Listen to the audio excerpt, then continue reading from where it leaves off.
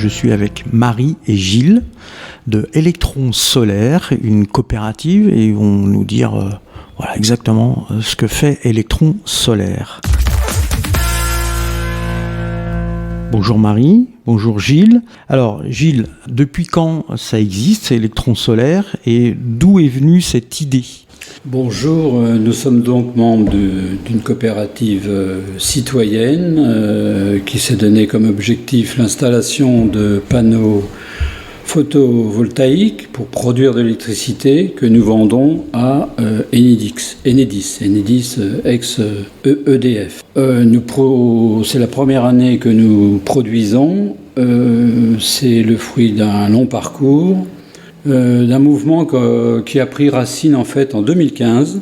2015, rappelons-nous, c'était la COP21.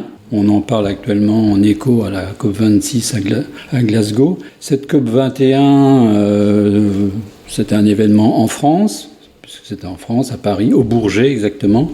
Et les médias étaient focalisés sur cet événement. En France, de nombreuses associations s'étaient mobilisées pour sensibiliser sur ces questions, les questions d'environnement dans plusieurs villes. Et notamment au Lila, il y a un collectif qui s'était construit, qui s'appelait Collectif Climat des Lilas, qui avait mobilisé un certain nombre de gens de différentes associations, parce qu'évidemment, la transition énergétique, ça touche un peu tout. Donc, ils avaient notamment travaillé avec les écoles. Ils avaient profité du Tour de France d'Alternativa, qui est un mouvement de sensibilisation sur les questions à travailler sur le dérèglement climatique. Alternativa avait fait étape au Lila. Ça avait provoqué un certain bouillonnement événementiel qui mobilisait les énergies. Ce collectif, Climat des Lilas, avait écrit un pacte pour la transition avec un certain nombre de mesures, dont c'était une résolution concernant l'énergie solaire, où il préconisait la mise à disposition d'une toiture d'un bâtiment public pour une installation solaire financée et maîtrisée par les habitants. C'est vraiment, on s'apercevra au fil des années ensuite que ce fut le fil conducteur de notre mouvement. Donc ça, c'est en 2015. Ça, c'est en 2015. La motivation de ce groupe s'est maintenue durant l'hiver, après les événements de la COP, au printemps encore. Ils sont partis je dis ils parce que ils ont recruté vers les villes voisines et personnellement, c'est à ce moment-là, moi étant du Puy-Saint-Gervais, que je suis arrivé au printemps.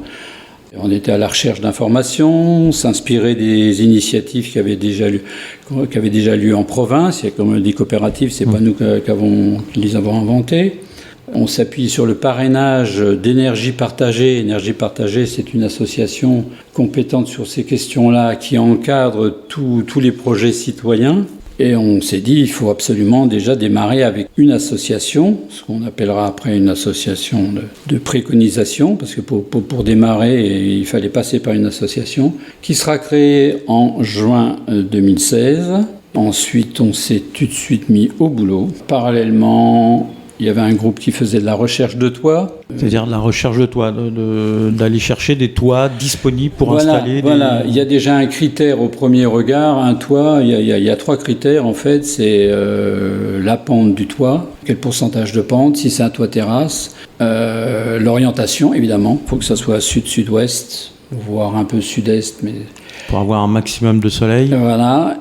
Et le problème des masques, parce qu'en milieu urbain, on s'aperçoit que quand on a commencé à recenser, l'éligibilité des toitures, elle n'est pas si évidente que ça. Il y a quand même beaucoup de toitures qui pourraient être intéressantes au niveau de l'orientation, mais qui sont masquées par un immeuble voisin, par des arbres. Donc ça, c'est le premier critère quand on choisit une toiture. On verra ensuite qu'après, il y a des tas d'études de faisabilité à faire.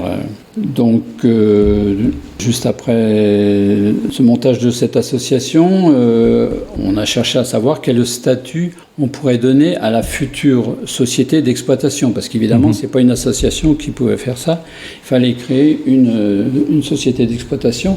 On s'est tourné vers le statut SIC, Société coopérative à intérêt collectif, pour plusieurs raisons. D'abord, on ne cherchait pas à monter une société à but lucratif. L'objectif, c'était l'équilibre financier. Et puis, ça a un autre avantage, c'est au niveau de la gouvernance. On voulait s'appuyer sur le principe une personne, une voix. Ce genre de société. Qui est un esprit aussi démocratique voilà, au sein c'est l'esprit de la SIC, c'est ça. C'est-à-dire que c'est pas celui qui apporte le plus d'argent qui a le plus de pouvoir. Voilà. Que vous preniez une part sociale à 100 € ou 50, c'est une voix. Et donc la coopérative, elle démarre, il y a combien de personnes ? Actuellement, on est 160 coopérateurs. Cette coopérative, elle marche comme un conseil d'administration. C'est un conseil d'une quinzaine de personnes. Il y a quand même pas mal de tâches à effectuer. Nous sommes que des bénévoles, excepté Marie, s'expliquera peut-être tout à l'heure sur son statut. Donc il faut une certaine disponibilité, des compétences, là on les a acquis au fur et à mesure, parce qu'on n'en avait pas énormément au départ, mais on travaille étroitement avec Énergie Partagée, comme je signalais tout à l'heure, et ça nous a permis, dans différents domaines, aussi bien techniques, juridiques que financiers, d'une montée en compétences, parce que maintenant on est dans la phase d'exploitation. Donc cette coopérative, elle démarre en juin 2018. Comment s'est montée un peu cette coopérative ? Est-ce qu'il y a des partenaires, Marie ? Oui, donc effectivement, dès les débuts, la ville des Lilas a été le premier partenaire et a soutenu le projet dès son démarrage. Donc il y a eu plusieurs toitures potentielles, mais finalement, le projet s'est tourné sur l'école Waldeck-Rousseau aux Lilas. Donc c'est le premier projet. Le premier projet qui a eu lieu. Et ensuite, on a également comme partenaire la région Île-de-France qui subventionne à 50% du montant total d'investissement ces projets. On a aussi le département de Seine-Saint-Denis et l'établissement public territorial Est Ensemble, qui sont les principaux partenaires publics. On doit aussi mobiliser les citoyens, donc les habitants de Seine-Saint-Denis et d'ailleurs qui souhaiteraient soutenir le projet. Donc c'est un système de prise de part sociale. Le citoyen peut s'impliquer en prenant une part sociale dans le capital de l'entreprise et ainsi participer concrètement avec son épargne, s'il le peut, au projet. La part sociale est à partir de 100 €. Et après, donc on peut participer avec son argent ou aussi en temps, temps ou argent. Donc on a besoin des citoyens et cela nous permet derrière de faire un prêt à la nef. Donc voilà, c'est un financement mixte à la fois soutenu par les partenaires, les citoyens et la nef. Alors, un projet, comment ça se monte un projet ? Donc Gilles l'a dit tout à l'heure, il y a d'abord le choix du toit, mais après, comment ça se passe ? Lorsqu'on a repéré un toit, ça commence par des visites. À partir du moment où on sent que c'est possible, on contacte les gestionnaires. Les deux projets qui sont réalisés, là, ce sont des écoles. Alors évidemment, suivant le type d'école, on n'a pas affaire aux mêmes administrations. Les écoles élémentaires sont gérées par les villes, les collèges sont gérés par le département, donc ce n'est pas les mêmes interlocuteurs. On effectue les démarches. Alors parallèle, au niveau financier, on répond à des appels à projets. La région, tous les 6 mois, lance des appels à projets. À partir du moment où on sent que techniquement il y a un projet possible, on répond à cet appel et on a jusqu'à 3 ans pour éventuellement geler s'il y a des retards, parce qu'il faut dire que faut compter à peu près en moyenne 18 mois entre la première visite et la réalisation, parce qu'il y a quand même pas mal d'aléas, on peut tomber à la mauvaise saison pour l'installation, on peut avoir des soucis administratifs et ça on en a eu. La période du Covid nous a pas non plus bien aidés, comme dans tous les secteurs. Et donc on fait aussi des études de faisabilité, puisqu'en fait nous sommes maîtres d'œuvre et maîtres d'ouvrage. On fait un petit peu les deux, c'est-à-dire qu'on lance la commande d'un chantier, mais on assure aussi le suivi. C'est pour ça que c'est quand même assez chronophage, ça nous occupe beaucoup. Une fois que les premières études de faisabilité sont faites, après on contacte des installateurs qu'on met en concurrence. Les démarches administratives, les autorisations de travaux, je passe sur toutes les étapes. Lorsqu'on travaille dans un ERP, ce qu'on appelle dans notre jargon un établissement recevant du public, il y a des normes de sécurité, il y a des normes administratives en plus à respecter. Lorsque, par exemple, pour la première école au Lilas à Val-des-Crousseaux, c'est une école élémentaire, donc pas avec un toit en pente, pas question de faire travailler les installateurs pendant les temps scolaires. Donc il faut tout caler sur les vacances scolaires ou quelquefois les mercredis pour des petites interventions. Je reviens sur le projet des Lilas. On a bénéficié d'une opportunité.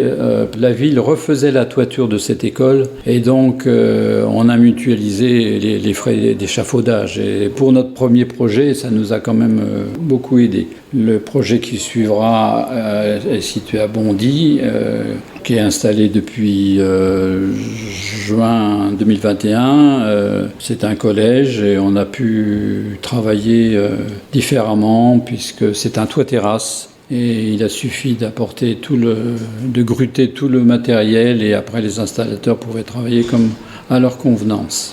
Au quotidien, l'activité au quotidien, donc à part les projets, une fois qu'un projet est monté, comment ça se passe ? Déjà, notre collectif là est partagé entre différents groupes, suivant les dispositions des uns, des autres, des savoir-faire. On a un groupe installation, un groupe jury financier et d'autres personnes s'occupent de la communication et de la pédagogie. Alors évidemment sur le terrain les activités sont différentes mais on se réunit au moins une fois par mois pour coordonner tout ça. Marie, votre rôle exact, puisqu'on en parlait tout à l'heure, vous êtes pas bénévole, vous êtes salarié, c'est ça, dans la coopérative ? Oui, donc effectivement, je suis la seule à ne pas être bénévole. Je suis chargée de développement des dynamiques citoyennes sur tout le territoire d'Est Ensemble. Et donc, oui, plutôt en charge des questions de communication, de sensibilisation, faire connaître le projet de la coopérative sur le territoire aux citoyens, notamment. Et puis un petit peu de coordination entre deux, parce que malgré tout, il y a pas mal de choses qui peuvent arriver. Là, par exemple, en septembre, on a profité que le Covid nous permettait en fait de faire une fête à l'école Val-des-Crousseaux. Donc, on a organisé une fête de l'énergie en septembre dans la cour de l'école, avec notamment des ateliers de sensibilisation animés aussi par des acteurs qui travaillent aussi sur la question, comme MVE, l'Agence locale de l'énergie à Montreuil, et également Enercop qui anime un atelier. On a organisé un déjeuner, on a reçu les élus, les partenaires. Donc je coordonne ce type d'événements. Les projets futurs, ceux qui sont en train d'être construits, qui vont voir le jour d'ici peu, je ne sais pas, vous allez nous dire. Nous avons deux réalisations de terminées. Val-des-Crousseaux produit depuis le 10 février 2021. Le collège Jean Zay à Bondy produit depuis juin 21.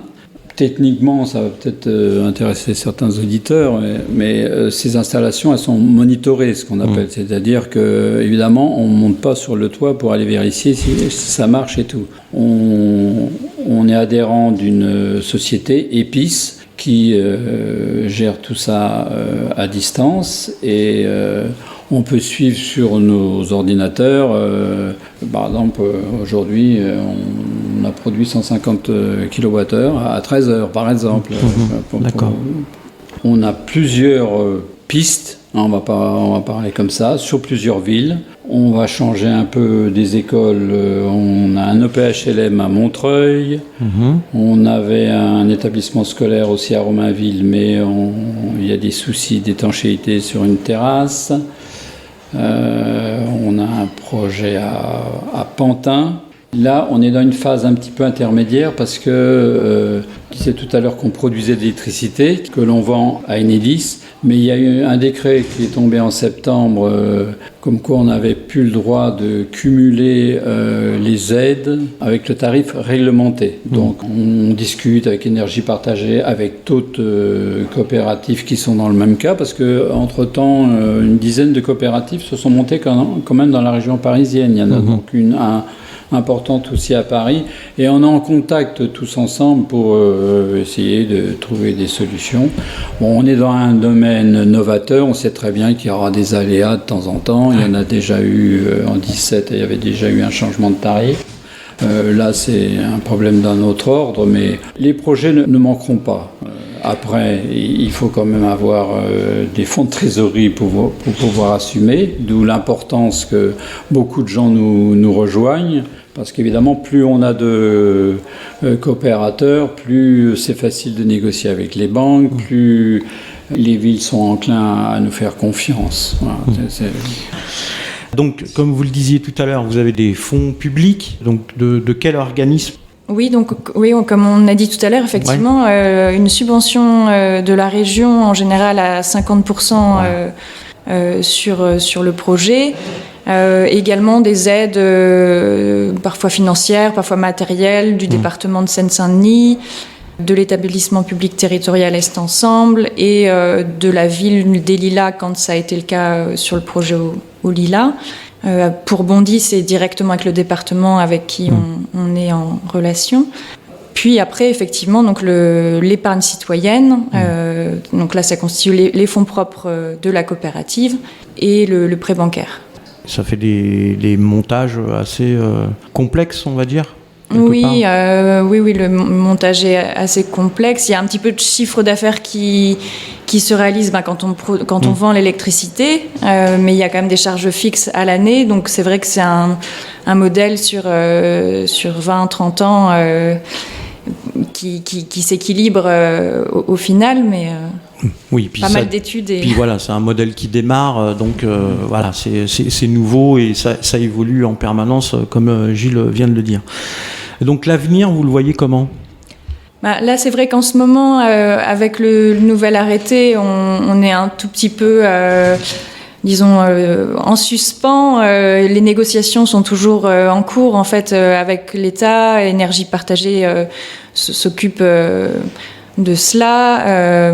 Et donc, on ne sait pas, en fait, si potentiellement, puisque les énergies renouvelables et puis le solaire ont quand même la cote globalement, et on sent qu'il y a un vrai besoin. Les derniers rapports, à la fois de RTE, de Négawatt, imaginent des scénarios qui ne peuvent pas se passer des énergies renouvelables. Donc, c'est vrai qu'il y a quelques contradictions parfois en termes juridiques, politiques. Donc, on est soumis à une évolution des choses, mais donc il faut laisser un peu le temps au temps. Peut-être, la ministre va certainement faire de nouvelles annonces. Suite à la COP26, par exemple. Oui, en lien avec la COP26, mais peut-être aussi les derniers rapports où l'arrêté pour nous est difficile parce que notre projet était viable avant et l'entreprise n'est pas forcément viable avec le nouvel arrêté. Ça nous oblige en tout cas à reconsidérer les projets. Peut-être, là, on était en système, ce qu'on appelle revente totale. On revendait toute l'électricité produite sur le réseau. Et donc, peut-être aller vers des projets, par exemple, d'autoconsommation. Mais donc, c'est plus complexe. On sort, on n'est plus sur les mêmes bâtiments. Donc, on verra. On se forme et on continue de discuter, d'échanger avec les autres coopératives d'Île-de-France. Alors, si on veut vous rejoindre, si on veut être coopérateur, si on veut coopérer avec vous, qu'on veut apporter des financements, comment on fait pour vous joindre ? Oui, donc en fait, vous pouvez déjà aller voir notre fonctionnement sur notre site web que je vais citer. Donc, c'est www.electron-solaire93.org. Et donc, n'hésitez pas à nous contacter sur notre adresse mail. Vous pouvez donc rejoindre la coopérative en prenant une part sociale donc à 100 €, à partir de 100 € ou plusieurs. Et donc, vous pouvez participer financièrement ou en mettant un peu de votre temps, ponctuellement ou plus régulièrement en rejoignant l'un de nos groupes de travail. Donc voilà, plusieurs façons. Vous pouvez nous aider par exemple sur un salon des associations, faire une réunion à la maison pour parler du projet. Oui, il n'y a pas besoin d'être expert en électricité pour venir vous rejoindre. Non, du tout, oui. Tout le monde peut prendre part au projet et apprendre en fait petit à petit, parce que justement en écoutant les réunions, on se forme tous au fur et à mesure, et puis il y a vraiment du travail, de toutes les compétences sont bienvenues. Merci, bonne continuation et puis peut-être à bientôt pour les prochains projets. Merci beaucoup, à bientôt. Merci.